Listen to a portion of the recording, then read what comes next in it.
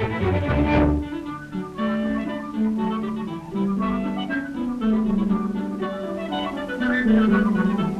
old order changes in rural England. The shadow of the industrial town falls across the countryside. Today, the immemorial labours of ploughing and sowing and reaping are performed by machines. The farmer is turning more and more to scientific methods of production, intensive cultivation of crops, and centralised systems of marketing. More and more he is depending for his livelihood on market gardening, on cattle, on dairy produce, foods whose value is practically doubled if they can be delivered to the consumer fresh.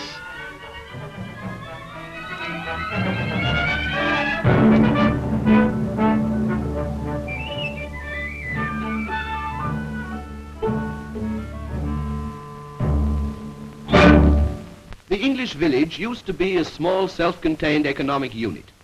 All through historical times, the village had a strict social organisation of its own, headed by the squire. Affairs outside the village were a mystery, and affairs inside were nobody else's business. But nowadays, things are different. The wider world starts breaking in everywhere. The village authority still lights the streets and repairs the footpaths, but in high matters of state, the county council steps in and imposes a single pattern on the whole countryside. Modern transport has done a great deal to enlarge the scope of village life. The last 10 years or so have seen the development of a countrywide system of buses. They cruise through the most isolated villages, carrying the young people off to work in the towns and the women to the shops or cinemas.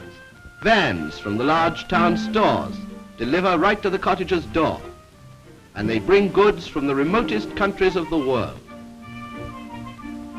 Mail from any part of England reaches the village post office within 24 hours. Outings and excursions by automobile often take the place of Sunday walks in the country lanes. There's hardly a thatched cottage that hasn't got its radio, and old as well as new cottages are wired for electricity. Telephones connect Land's End with John O'Groats, and over 13,000 public call boxes have been put up in rural areas. The young people working in the towns acquire the townsman's outlook and his standards of life. They demand new houses and modern comforts, a white tiled bathroom with running water instead of the garden well. Community halls are also being built to attract social activities back to the village. The community hall is the modern equivalent of the 14th and 15th century guild halls, which were the headquarters of the old craftsmen's guilds and used to serve variously for courtrooms, schoolhouses and meeting places on important occasions. The English village is traditionally built round a central patch of grassland, the village green. This is where village life is seen at its best. The butcher and the baker and so on all have their shops on the fringe of the green. Competing with the express delivery services from the towns, they have to be much more efficient and alive to progress than their forefathers were. The village curio shop may represent a modern trade, but the collection of antiques in the window will remind the traveller of how long a history and how many generations of men have shared in creating the village scene before his eye. Perhaps there are the old stocks, a very popular form of punishment in the old days.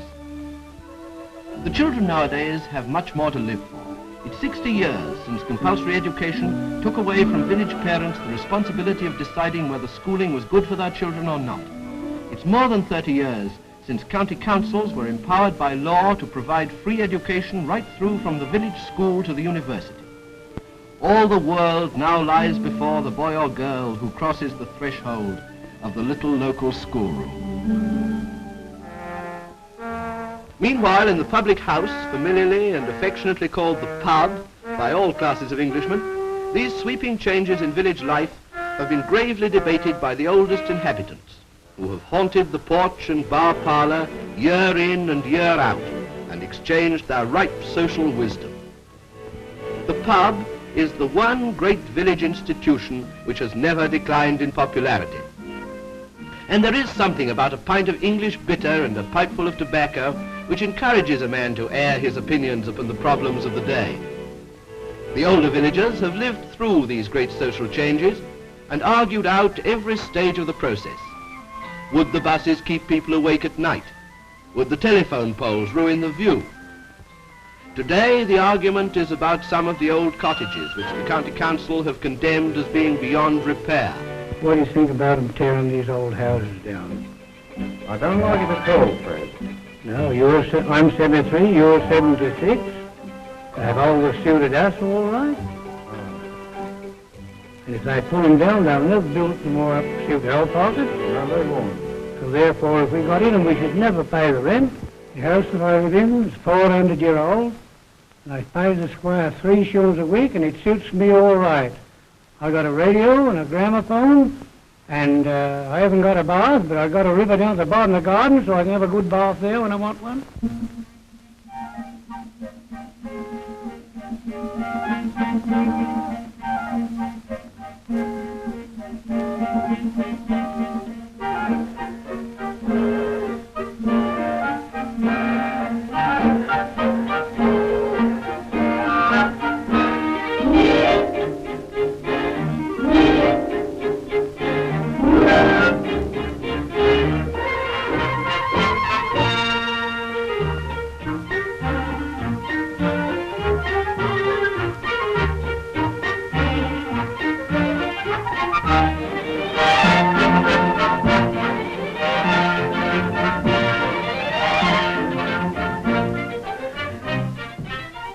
Boys have a better time in the village than what they did when I was a boy.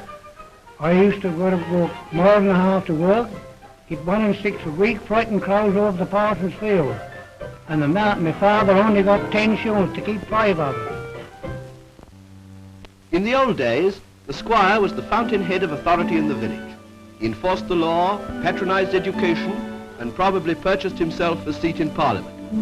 The villagers were completely dependent on the squire for their livelihood.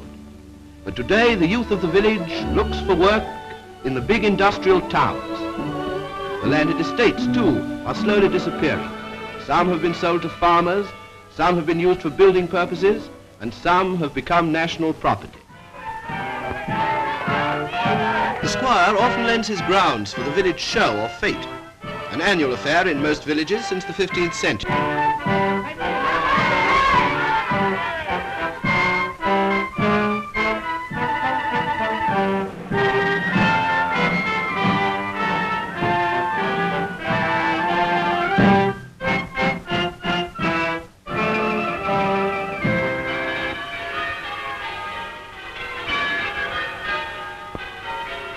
The church has always been the landmark of an English village. There are over 12,000 ancient churches in England, more than in any other country of the world. In them can be traced the deeper character of English village life, the piety which inspired them, the loving industry which built them strong and beautiful, the genius of craftsmanship which went into every detail of carving and sculpture.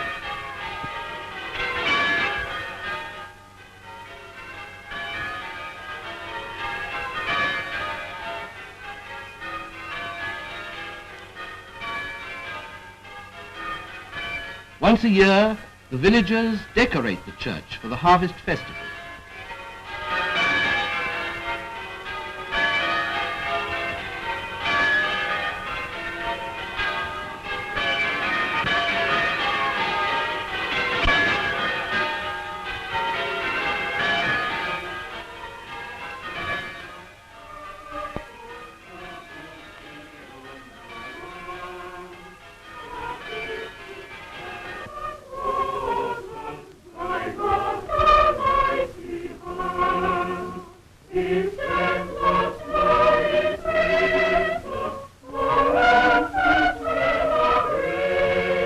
Every evening, after the men finish their work, they go to the pub to discuss the day's events over a pint of beer and a game of darts or sharpened.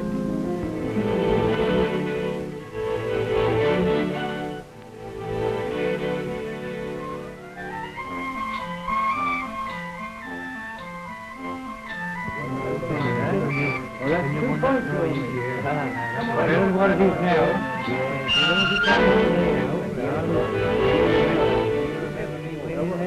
Yeah. You did it for